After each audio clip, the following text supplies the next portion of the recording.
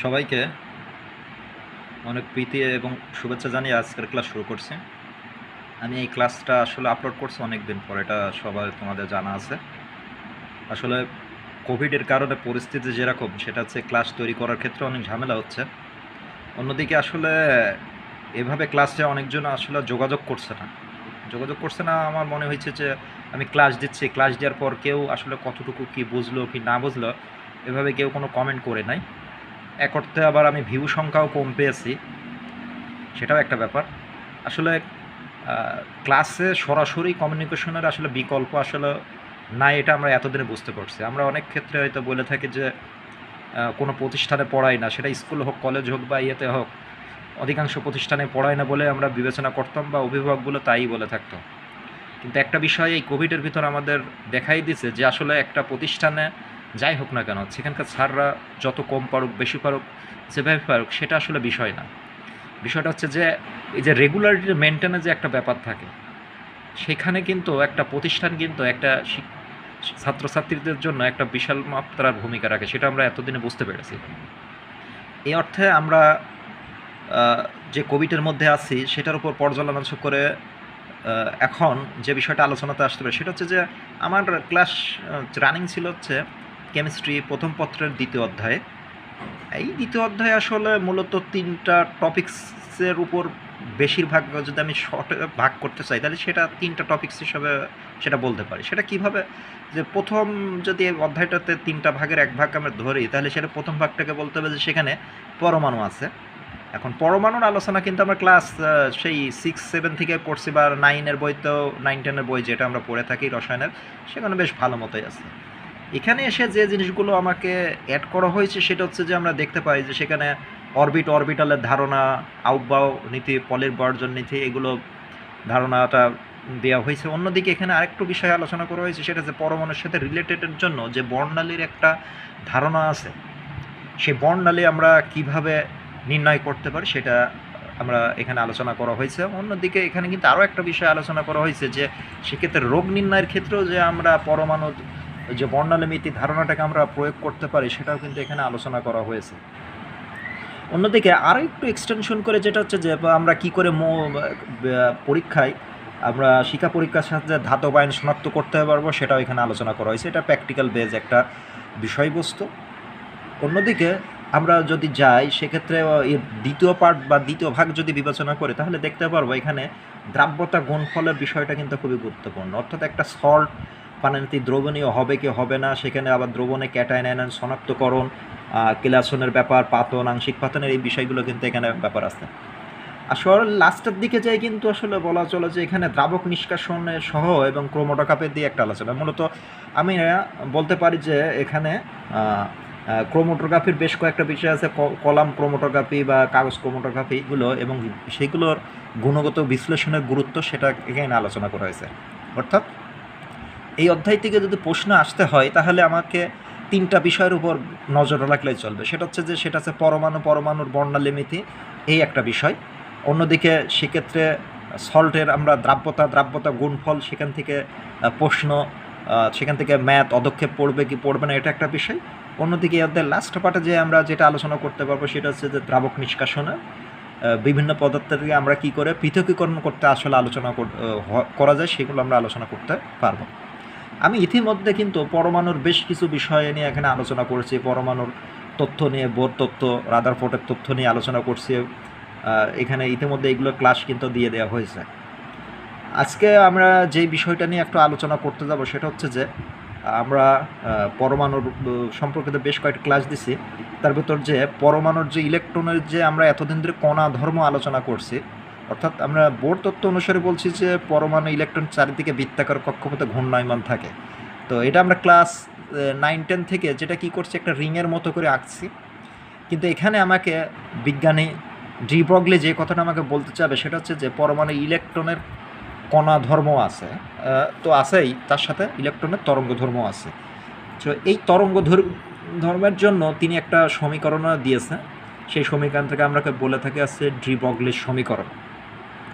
তবে আজকের আলোচনাতে আমি মূলত ডি ব্রগলির সমীকরণটা আলোচনা করব না। আমি মূলত ডি ব্রগলির সমীকরণের সাথে রিলেশন করেই বিজ্ঞানী হাইজেনবার্গ কিন্তু একটু তথ্য দিয়েছে, সেই তথ্যটাই মূলত আমি আলোচনা করব। হাইজেনবার্গের অনিশ্চয়তা নীতি বোঝার আগে কেউ চাইলে কিন্তু ইচ্ছা করলে ডি ব্রগলির সমীকরণটা এটা পড়ে আসতে পারে। এটা খুব কঠিন না, এটা আমার হাইজেনবার্গের অনিশ্চয়তা নীতির আগে কেউ চাইলে এটা দেখতে পারে, সেক্ষেত্রে তোমাদের বুঝতে আরও সুবিধা হবে। আসলে হাইজেনবার্গের নীতিটার আসার পিছনে যে যার ঘটনা আছে সেটা হচ্ছে ডি ব্রগলির সমীকরণ। হাইজেনবার্গ কী বললো যে আসলে গতিশীল ইলেকট্রনের কণা ও তরঙ্গ উভয় ধর্ম থাকায় আসলে হাইজেনবার্গ গাণিতিকভাবে প্রমাণ করেছিল যে যদি কোনো আসলে গতিশীল কণার অবস্থান নির্ভুলভাবে নির্ণয় করা যায়, আমি বলছি যদি কোনো গতিশীল কণার অবস্থান, একটা কণা মনে করা যাক গতিশীল আছে, মনে করা যায় একটা বৃত্তাকার পথে একটা কণা গতিশীল আছে, সেটার অবস্থান যদি আমরা কোথায় আছে সেটা নির্ভুলভাবে নির্ণয় করতে যাই, তখন দেখা যায় যে আমার ওই কণাটার ভর এবং বেগের গুণফল ভরবেগ সেটা নির্ণয় অনিশ্চয়তার মধ্যে পড়ে। অন্যদিকে আমি যদি ওই একই কণার যদি ভরবেগ নির্ভুলভাবে নির্ণয় করি, তখন দেখা যায় যে তার অবস্থান নির্ণয় অনিশ্চিত হয়ে পড়ে। এই কথার উপর ভিত্তি করে যে কথা এখন দাঁড় করানো যায় সেটা হচ্ছে যে তাহলে একই সময়ে এই কণার বা কণার রূপে যে ইলেকট্রন সেটা নিউক্লিয়াস থেকে একটা নির্দিষ্ট কক্ষপথে আমরা যেন অবস্থান করে এবং ইলেকট্রনের ভর আছে এবং বেগ আছে, ফলে এই ইলেকট্রনের একটা নিউক্লিয়াস থেকে একটা নির্দিষ্ট কক্ষপথে অবস্থান ও ইলেকট্রনের ভরবেগ নির্ণয় করতে গেলে তখন দেখা যায় যে ইলেকট্রন অবস্থান এবং ভরবেগ উভয়ের মানের মধ্যে কিছুটা ভুল এবং অনিশ্চয়তা দেখা যায়।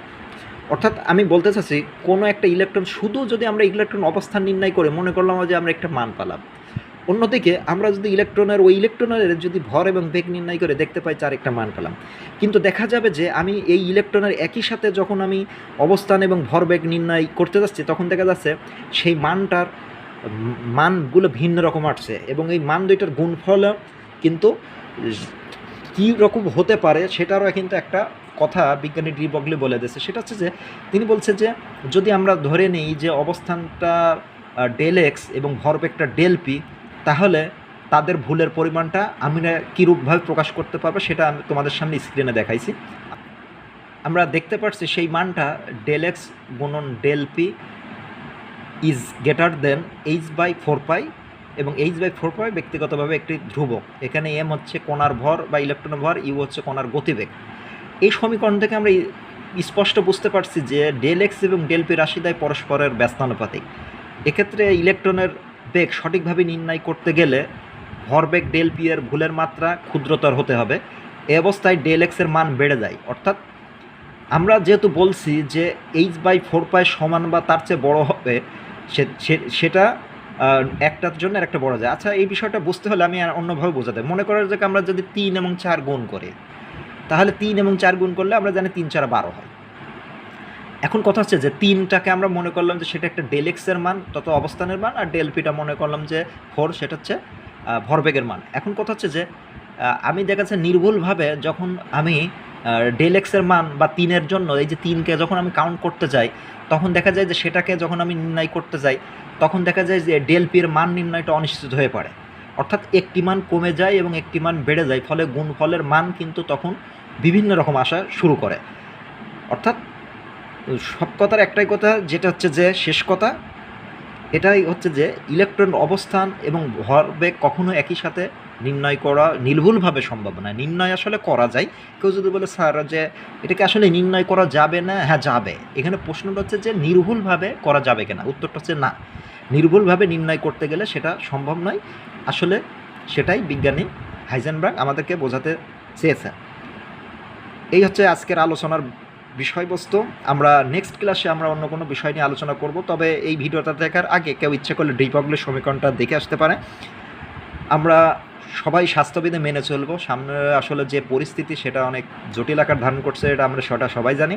অন্যদিকে আজকে তোমরা জানো যে পরীক্ষা দ্বাদশ শ্রেণীর কিভাবে হবে সেটা কিন্তু বলে দেওয়া হয়েছে যে গ্রুপ ভিত্তিক সাবজেক্টে অল্প নাম্বারে পরীক্ষা হবে, কেমন কী হবে। সেক্ষেত্রে আসলে একাদশেরও কেমন কী হবে সেটা বলা মুশকিল। তবে করোনা আসলে খুব সহজে যাবে বলে মনে হচ্ছে না, যেহেতু ভ্যাকসিনেশন করে স্কুল কলেজ খুলে দেওয়ার ব্যাপারে বলা হচ্ছে। সেহেতু এখনও যারা একাদশে আছে তাদেরও পরীক্ষাটা কেমন পর্যায়ে যাবে সেটা বলা মুশকিল। তবে আজকে দ্বাদশ শ্রেণীর কীভাবে পরীক্ষা হতে পারে তার একটা রূপরেখা দেওয়া হয়েছে। তারপরও সেখানে একটা অনিশ্চয়তা রেখে দেওয়া হয়েছে যে এটা আসলে পরীক্ষা শেষ পর্যন্ত হবে কিনা, সেখানে অ্যাসাইনমেন্ট দেওয়া হবে কিনা।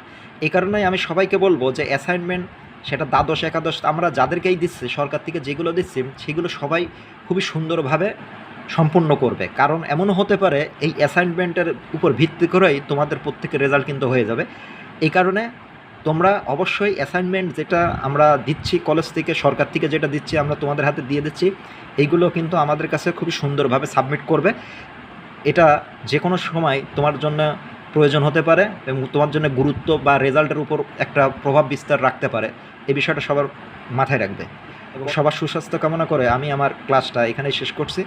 কথা হবে নেক্সট ক্লাসে। কোনো সমস্যা হলে অবশ্যই আমরা মেসেঞ্জারে আলোচনা করব।